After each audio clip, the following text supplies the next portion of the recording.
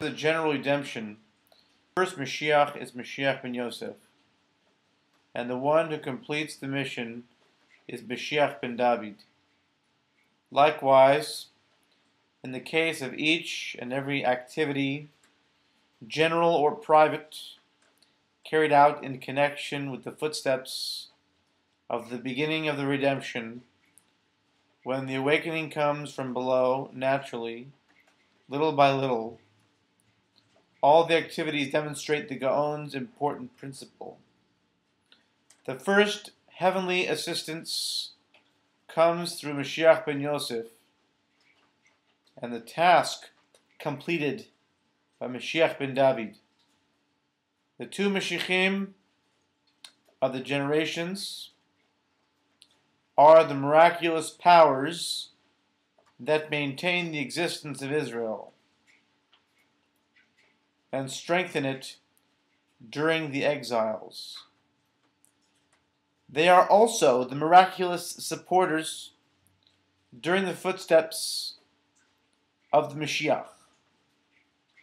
Mashiach ben Yosef is the miraculous power behind the physical and material existence and strengthening, whereas Mashiach ben David is the miraculous power behind the spiritual existence of Israel, generally and particularly. Both Mashiachim of the generations play a role in many of the aspects as explained in the Gaon's compositions. The two Mashiachim cooperate and help one another. Mashiach ben Yosef, as revealed in the words, Yosef still lives, Od Yosef Chai, and Mashiach ben David, as revealed in the words, David, King of Israel, is alive and exists. David Melech Yisrael Chai v'Kayam. They are alive and exist in every generation, carry out their missions, and affect one another with their powers and special attributes. Thus, they need one another.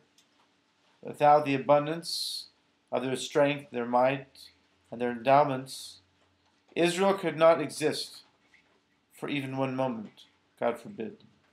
However, they, their powers, images, and endowments are hidden as long as our many sins cause Israel and the Shekhinah to remain in exile. We must know that these two great powers can operate and their strength can affect, even totally affect events, only when no one